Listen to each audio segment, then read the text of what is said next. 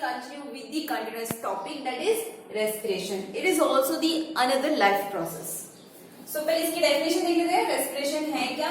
अगर हम in animal बात करें तो रेस्पिरेशन क्या है? पहले हमने फूड का इंटेक किया, हमने पढ़ लिया था डाइजेशन के थ्रू कि डाइजेशन हुआ, न्यूट्रिशन, ह्यूमन, अमीबा, ये सब हमने पढ़ा, जिसके थ्रू हमें ये पता चला कि फूड हम एक बार इंटेक करते हैं, उसके बाद उसका फर्दर प्रोसेस क्या होता है. लाइक उसमें इंजेक्शन किया हमने, डाइजेशन होना है, उसका एब्जॉर्प्शन होना है, एसिमिलेशन होना. ओके, यहां तक हमने अभी तक न्यूट्रिशन इन ह्यूमन में पढ़ी. अब जो उसका आगे का कंटिन्यूअस टॉपिक है दैट इज रेस्पिरेशन. वहीं से हमें रेस्पिरेशन का डेफिनेशन मिलेगा कि फूड जो है एक बार डाइजेस्ट होके, प्रोसेस्ड होके, एसिमिलेट होके ऑर्गन्स के पास पहुंच चुका है. अब ये क्या होगा, जितना हमने इंटेक किया फूड को, जितना डाइजेस्ट वो एट अ टाइम तो यूज होने नहीं वाला है कि हमने यहाँ सपोज मील में 2 रोटी और समथिंग लिया था और वो पूरा का पूरा यूज हो जाए, हम तुरंत एग्जॉस्ट हो जाए. ऐसा तो होता नहीं है. मीन्स क्या होता है, जो भी हम इंटेक कर रहे हैं, जो भी हमारे अंदर डाइजेस्ट हो रहा है, उससे जो एनर्जी प्रोड्यूस हो रही है वो स्टोर होता है. ठीक है. अब वो फूड जो है वो डाइजेस्ट और एसिमिलेट और एब्जॉर्ब होकर जो स्टोर होता है वो किस फॉर्म में स्टोर होगा, तो it will be stored in the form of glucose. वो किस में स्टोर होने वाला है? Glucose. Glucose is a 6 carbon molecule, that is 6C6H12O6. Okay, वो ग्लूकोज के फॉर्म में स्टोर होगा. अब इस ग्लूकोज के ऊपर in the presence of oxygen और may the condition be like in the absence of oxygen, उस ग्लूकोज के ऊपर एक्शन होगा. वो भी कौन सा action? That is lysis. Means कि ये ग्लूकोज का ब्रेक डाउन होना. लाइसिस का मीनिंग क्या होता है? ब्रेक डाउन होना. लाइसिस का मीनिंग है ब्रेक डाउन होना. जो फूड है वो ग्लूकोज के फॉर्म में स्टोर है हमारे बॉडी के अंदर. डाइजेस्ट होने के बाद देन उसमें ऑक्सीजन आएगा. ऑक्सीजन की प्रेजेंस में उसका लाइसिस होगा. लाइसिस मीन्स की ब्रेक डाउन होगा और फर्दर उससे हमें क्या? एटीपी डिराइव होगा. एटीपी क्या है? Currency of energy.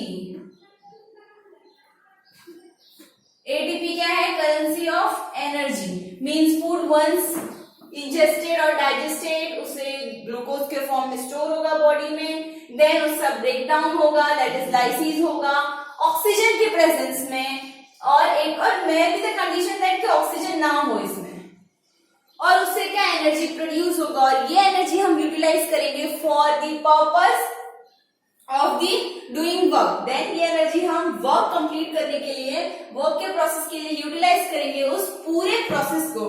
मीन्स ये फुल प्रोसेस को हम क्या बोलते हैं? That is respiration.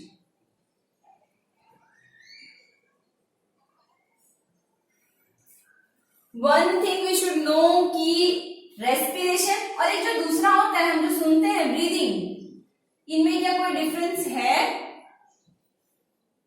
सो अगर हम जो कैजुअली से प्रोनाउंस करते, कैजुअली जो हमारे नॉर्मल लैंग्वेजेस में से यूज करते, उसके हिसाब से तो हमें इसके बीच में डिफरेंस नहीं मिलता है. बट इसके बीच में बहुत ही इंपॉर्टेंट डिफरेंस है.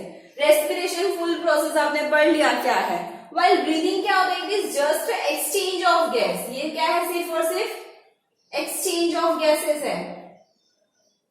मीन्स अगर ह्यूमन की बात करें तो क्या होने वाला है? उसमें ऑक्सीजन का इंटेक होगा, ऑक्सीजन का, वही कार्बन डाइऑक्साइड इसका इंटेक होने वाला है और कार्बन डाइऑक्साइड का क्या होगा? आउटटेक और एक्सहेल करेंगे हम कार्बन डाइऑक्साइड. ये क्या होता है? Exchange of gases. सो जो रेस्पिरेशन है it includes the process of breathing. क्यों? कैसे? सो देखो फूड है और ग्लूकोज के फॉर्म में स्टोर है, लेकिन उसका जो ब्रेक डाउन है वो ऑक्सीजन के प्रेजेंस में हो रहा है. तो respiration includes breathing while breathing doesn't include respiration. This is one of important point one should know about this two difference between the respiration and breathing. अब ये प्रोसेस को आप ग्लाइकोलाइसिस भी बोल सकते हो. क्यों? ग्लाइकोलाइसिस. देखो नेम से ही पता चल जाता है. ग्लाइको मीन्स होता है ग्लूकोज और लाइसिस का मीनिंग क्या होगा? ये जो यहाँ पे दिया हुआ है दैट इज ब्रेक डाउन होना. इसलिए इसे हम क्या बोलेंगे? Also called as a glycolysis. Food जो है ग्लूकोज के फॉर्म में स्टोर होगा, देन उसका ब्रेक डाउन होगा in the presence of oxygen और in the absence of oxygen then उससे एनर्जी प्रोड्यूस होगी. The whole process will be called as respiration और ये जो सिर्फ ब्रेक डाउन है दैट इज ग्लाइकोलाइसिस. ओके, अब ब्रीदिंग और रेस्पिरेशन का डिफरेंस भी हमने पढ़ लिया है. एक बार रिवाइज कर लेते हैं फिर से क्या है, it is just an exchange. एक मिथ है सबके माइंड में कि this both are same, but this both are not same. Breathing is exchange of gases, while respiration क्या, it includes breathing. It is the process of obtaining energy from the food or the stored food. उसको हम क्या बोलते हैं, respiration. while breathing क्या, it is just the exchange of gases. और वो भी अगर एनिमल की बात करें तो हम ऑक्सीजन का ये जो है ना, वो एनिमल के लिए है, ये एनिमल के लिए है. और यही अगर हम प्लांट के लिए बात करते हैं, चलिए यहाँ लिख देते हैं हम कि ये एनिमल के लिए है. और अगर यही हम प्लांट के लिए बात करें तो क्या हो जाने वाला है, ऑक्सीजन का एक्सहेल होगा, वाइल कार्बन डाइऑक्साइड का इनहेल होगा. लेकिन ये प्रोसेस कब होता है, this occurs in day time. While night में प्लांट भी सेम करता है, जो ऑक्सीजन है उसका क्या करेगा, इनहेल करेगा, वाइल जो कार्बन डाइऑक्साइड है उसे एक्सहेल करेगा. देखो अब एक जो हमने पढ़ा था डाइजेशन के टाइम पे, मीन्स उसके भी पहले न्यूट्रिशन, जब हम पढ़ रहे थे ऑटोट्रॉपिक न्यूट्रिशन, उसमें हमने प्लांट का देखा था कि उनमें ये जो ऑटोट्रॉपिक है, सेल्फ न्यूट्रिशन का प्रोसेस कौन सा है, वो कौन सा प्रोसेस था, फोटोसिंथेसिस. सो फोटोसिंथेसिस के लिए हमारा एक इंपॉर्टेंट रिक्वायर्ड मटेरियल क्या था, दैट इज कार्बन डाइऑक्साइड. जो हमने पढ़ा था कि फिलहाल उस फोटोसिंथेसिस के लिए वो कार्बन डाइऑक्साइड कहां से आ रहा है, किस वे से अंदर जा रहा है प्लांट के अंदर, लीव्स तक. तो वो हमने स्टोमेटा देखा था कि स्टोमेटा के अंदर गार्ड सेल्स प्रेजेंस है, वो रेगुलेट करते हैं वो स्टोमेटा की ओपनिंग और क्लोजिंग, जिससे क्या हो रहा है, गैसेस एक्सचेंज हो रहा है, मींस कार्बन डाइऑक्साइड अंदर जा रहा है, वाइल ऑक्सीजन बाहर आ रहा है. तो वो जो कार्बन डाइऑक्साइड है वो यूज कहां हो रहा था, फोटोसिंथेसिस प्रोसेस जो है उसको इनिशिएट करने के लिए. अब वो जो कार्बन डाइऑक्साइड है वो कहीं ना कहीं से आ रहा होगा, तो ही तो वो कार्बन डाइऑक्साइड यहाँ ये जो हम ब्रीदिंग कर रहे हैं, हम क्या ऑक्सीजन का इनटेक कर रहे हैं, इनहेल कर रहे हैं, और उससे हम क्या कार्बन डाइऑक्साइड एक्सहेल कर रहे हैं. वो जो हम एक्सहेल कर रहे हैं वो कार्बन डाइऑक्साइड यहाँ पे यूज हो रहा है, प्लांट में इनहेल हो रहा है कार्बन डाइऑक्साइड, फिर वो फर्दर किस प्रोसेस में यूज होगा, दैट इज फोटोसिंथेसिस. तो ये कनेक्शन है between the process of photosynthesis and the breathing in animals. Okay, so यहाँ तक आइए सबको क्लियर हो गया होगा. और if you have any doubt up till here, you can ask in comment section. So हमने रेस्पिरेशन देख लिया क्या होता है, उसकी डेफिनेशन देख ली. देन ब्रीदिंग क्या है, रेस्पिरेशन एंड ब्रीदिंग का कनेक्शन क्या है. प्लांट जो है वो मॉर्निंग में अलग वे में ब्रीथ करते हैं, और नाइट में मीन्स उनका जो एक्सचेंज ऑफ गैसेस है वो मॉर्निंग और नाइट में डिफरेंस होता है. इवन आप सबने सुना होगा, इसीलिए सब कहते हैं कि at night time one should not fall asleep near the tree. क्यों ऐसा होना चाहिए, इसका भी एक यही कनेक्शन है कि क्या होगा, जो नाइट टाइम है, रात के टाइम पे हमारी तरह वो भी ब्रीदिंग करने वाले हैं, वो भी ऑक्सीजन का इंटेक ही करेंगे और कार्बन डाइऑक्साइड का एक्सहेलेशन करने वाले. मींस वो एरिया में क्या होने वाला है, कार्बन डाइऑक्साइड, अगर हम भी वहीं पे हैं वो भी वहीं पे है, तो कार्बन डाइऑक्साइड का अमाउंट बट ऑब्वियस बढ़ जाएगा. और कार्बन डाइऑक्साइड का अमाउंट बढ़ जाएगा तो इट इज हार्मफुल. हमें जो इनहेल करने के लिए ऑक्सीजन चाहिए वो कहां से मिलेगा. So one should may suffer from the problem of oxygen deficiency, और उस एरिया में डिक्रीज अमाउंट ऑफ ऑक्सीजन हो सकता है. इसीलिए कहा जाता है कि at night time one should not fall asleep और should not remain near to the tree. So यहां तक हमने रेस्पिरेशन की डेफिनेशन देख ली, how it plays a role as a life process. अब हम आगे देखेंगे कि ये रेस्पिरेशन, जैसे कि हमने यहाँ पे पढ़ा था कि ऑक्सीजन के प्रेजेंस में भी हो रहा है, वाइल ऑक्सीजन के एब्सेंस में भी ये पूरा प्रोसेस कैरी आउट हो रहा है.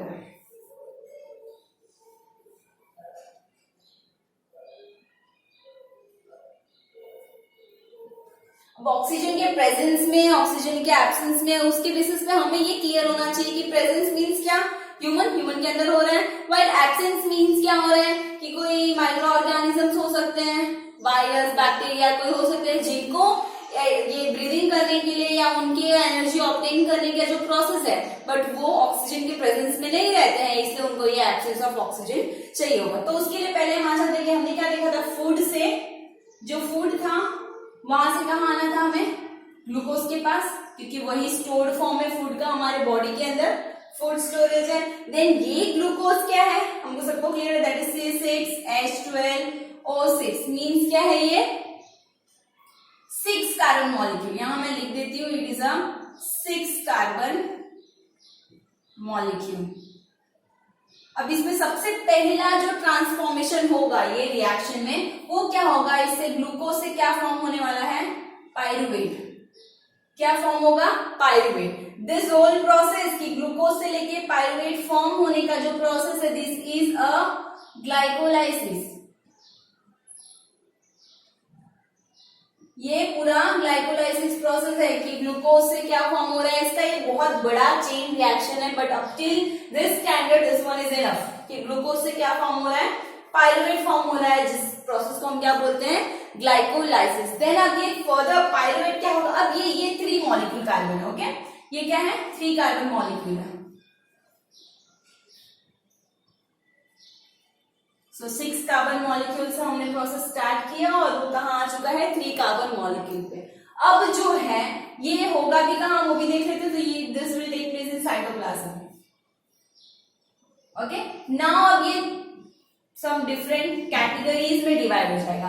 कैटेगरीज किस बेसिस में होने वाला है कि ये कहाँ हो रहा है, इसका लोकेशन क्या है इस रिएक्शन का, वही दूसरा क्या हो सकता है कि ये किस कंडीशन में हो रहा है, आइदर उस कंडीशन में उस लोकेशन पे ऑक्सीजन प्रेजेंट है, मींस कि ऑक्सीजन के प्रेजेंस में हो रहा है प्रोसेस, और अगर ऑक्सीजन प्रेजेंट नहीं है मींस कि this process is occurring in the absence of oxygen. So सबसे पहले हम देखते हैं in the absence of oxygen, means क्या, यहाँ पे ऑक्सीजन नहीं है,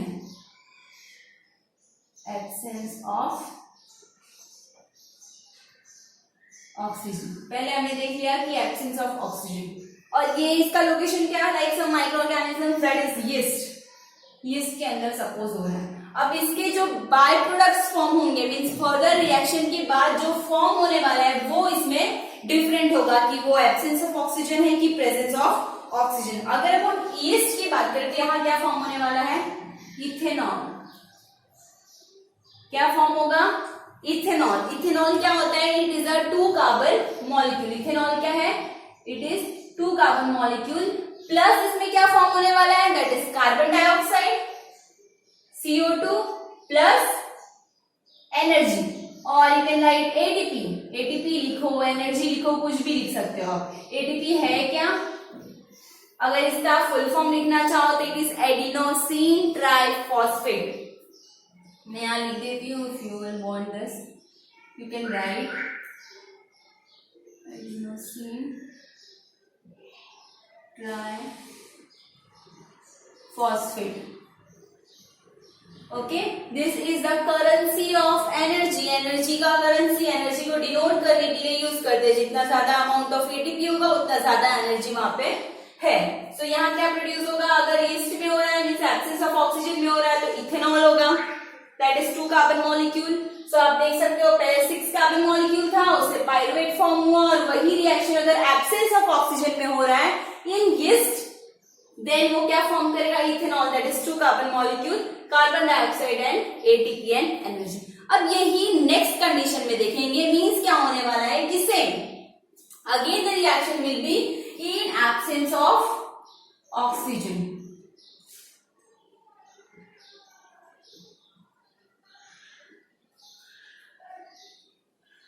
इन एब्सेंस ऑफ ऑक्सीजन। अब इसमें क्या फॉर्म होगा, ये एब्सेंस ऑफ ऑक्सीजन है बट ये एनिमल बॉडी के अंदर है।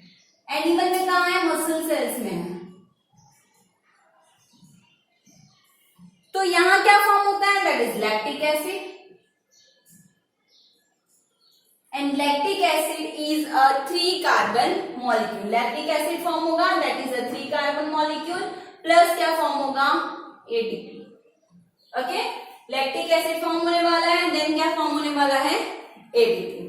अब थर्ड कंडीशन हम देख लेते हैं, this will be in the presence of oxygen. ये कहां होने वाला है, in the presence of oxygen, और ये कहां होगा, इन माइटोकॉन्ड्रिया सेल्स में। माइटोकॉन्ड्रिया के अंदर we all know mitochondria is a power house of cell, उसका एटीपी प्रोडक्शन ज्यादा होता है, दैट इज क्यों, क्योंकि वो प्रेजेंस ऑफ ऑक्सीजन में रिएक्शंस कैरी आउट करता है। सो यहाँ पे क्या प्रोड्यूस होगा, क्या है condition, that is the presence of oxygen, while place क्या है, लोकेशन क्या है, दैट इज माइटोकॉन्ड्रिया। तो यहाँ क्या प्रोड्यूस होगा, it will produce CO2 plus H2O plus ATP और एनर्जी। ओके, क्लियर हो गया। सबसे पहला कंडीशन हमने क्या होता है, यहां से स्टार्ट करते तो फूड है वो ग्लूकोज के फॉर्म में स्टोर हो रहा है, which is a 6 carbon molecule. Then वो वहां से क्या करने वाला है, पाइरुवेट फॉर्म करने वाला है। कौन कहां पे होगा, तो साइटोप्लाज्म में होगा। Pyruvate is a 3 carbon molecule. Glucose से पाइरुवेट 6 कार्बन मॉलिक्यूल से 3 कार्बन मॉलिक्यूल पाइरुवेट फॉर्म करने का जो प्रोसेस है उसे क्या कहते हैं, ग्लाइकोलाइसिस। देन फर्दर वो डिवाइड हो जाएगा किस कंडीशंस में, कि either it is a absence of oxygen or it is presence of oxygen, और लोकेशन क्या है, either in yeast, muscle cells, mitochondria, ये सारे कंडीशन में। तो उसके हिसाब से उसके जो बाय प्रोडक्ट्स हैं वो डिफरेंट हो जाएंगे। लाइक इथेनॉल फॉर्म हो रहा है in yeast which is a 2 carbon molecule plus ATP. Then दूसरा जो absence of oxygen animal muscle cells के अंदर हो रहा है वो क्या, लैक्टिक एसिड फॉर्म कर रहा है which is a 3 carbon molecule. Then जो थर्ड है माइटोकॉन्ड्रिया के अंदर जो फॉर्म हो रहा है प्रेजेंस ऑफ ऑक्सीजन में, it will produce carbon dioxide, water molecule and ATP. I guess यहां तक सबको क्लियर है। तो एक क्वेश्चन जो अराइज होगा दैट इज कि यहाँ क्या है, एब्सेंस ऑफ ऑक्सीजन तो यीस्ट के अंदर है इसलिए चल रहा है। वही नेक्स्ट क्या है, एब्सेंस ऑफ ऑक्सीजन एनिमल के अंदर मसल सेल्स में। ये कौन सी कंडीशन है कि यहाँ एब्सेंस ऑफ ऑक्सीजन की जरूरत होगी। सो ये एब्सेंस ऑफ ऑक्सीजन मीन्स क्या है, ये एब्सेंस ऑफ ऑक्सीजन मीन्स क्या है। सो ऐसी कौन सी कंडीशन है जहां पे कि एब्सेंस ऑफ ऑक्सीजन होगा एनिमल मसल सेल्स के अंदर, तो वो कौन सी कंडीशन हो सकती है। सपोज कोई रेसर और समवन है जिनका कोई वो बहुत ज्यादा दौड़ रहे हैं, तो उस टाइम पे मे कंडीशन अराइज की बहुत फास्ट ब्रीदिंग प्रोसेस है, तो there may be a lack of oxygen in muscle cells. तो उस टाइम पे ये वाला प्रोसेस होगा कि मसल सेल्स के अंदर एब्सेंस ऑफ ऑक्सीजन में रेस्पिरेशन होगा, तो वो क्या प्रोड्यूस करेगा, लैक्टिक एसिड। सो एक और कंडीशन इसमें अराइज हो सकती है कि अचानक से लैक्टिक एसिड का प्रोडक्शन होगा जिसके कारण क्या, क्रैम्प लाइक कंडीशन में अराइज। ओके, मसल्स के अंदर क्रैम्प लाइक कंडीशंस अराइज हो सकता है। सो एक बार फिर से रिवाइज करें तो फूड से ये जो पूरा प्रोसेस था दिस में बी और दी एब्सेंस ऑफ ऑक्सीजन में जो प्रोसेस होता है उसको हम क्या, फर्मेंटेशन बोल सकते हैं। ये पूरा ग्लाइकोलाइसिस है, यहाँ से डिवाइडेड कंडीशन है। जो एब्सेंस ऑफ ऑक्सीजन में होता है उसे हम किसके अंदर कैटेगराइज करते हैं, दैट इज फर्मेंटेशन। पर जो प्रेजेंस ऑफ ऑक्सीजन है उसे हम क्या बोलते हैं, एरेबिक। अब उसी के बेसिस पे एक तो फर्मेंटेशन हो गया, इसका दूसरा नाम भी है कि अगर जो प्रेजेंस ऑफ ऑक्सीजन हुआ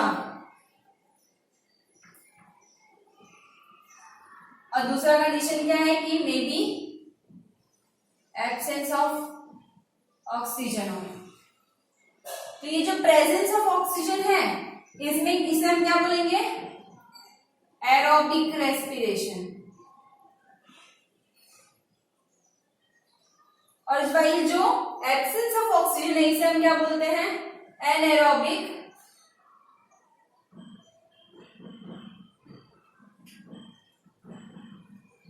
तो इसके ऊपर डिफरेंस बिटवीन में अराइज, ऐसा क्वेश्चन आ सकता है आपके एग्जाम पर्पस के लिए भी कि आप इसको ऐसा उल्टा क्वेश्चन आएगा कि right the difference between aerobic और एनारोबिक रेस्पिरेशन। तो ये नीचे आ जाएगा पॉइंट की प्रेजेंस ऑफ ऑक्सीजन होता है इसमें, वाइल इसमें क्या होता है, एब्सेंस ऑफ ऑक्सीजन होता है। देन दूसरा क्या कंडीशन हो सकता है, आप रख सकते हो कि इसका बाय प्रोडक्ट क्या हो सकता है, एरोबिक रेस्पिरेशन का। एरोबिक रेस्पिरेशन का बाय प्रोडक्ट क्या होगा,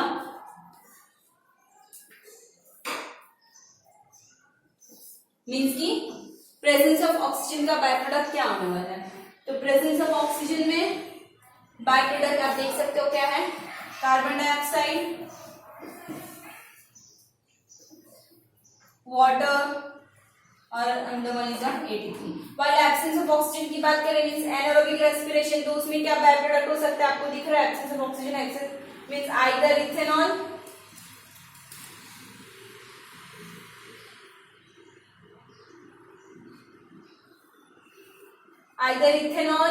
और लैक्टिक एसिड, डिपेंड्स। अगर इसके अंदर हो रहा है तो इथेनॉल होगा, वही अगर एनिमल मसल सेल्स के अंदर हो रहा है तो लैक्टिक एसिड होगा।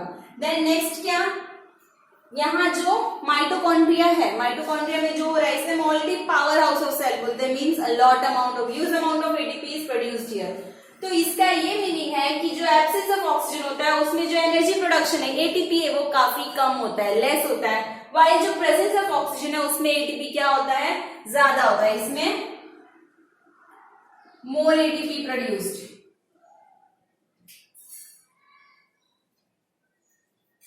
less or few ATP is produced. एट्रॉक्स रेंज अगर आपको बता दो तो जो एनारोबिक रेस्पिरेशन है उसमें near to be 2 ATP produce होता है, वही जो एरोबिक है उसमें 36 एटीपी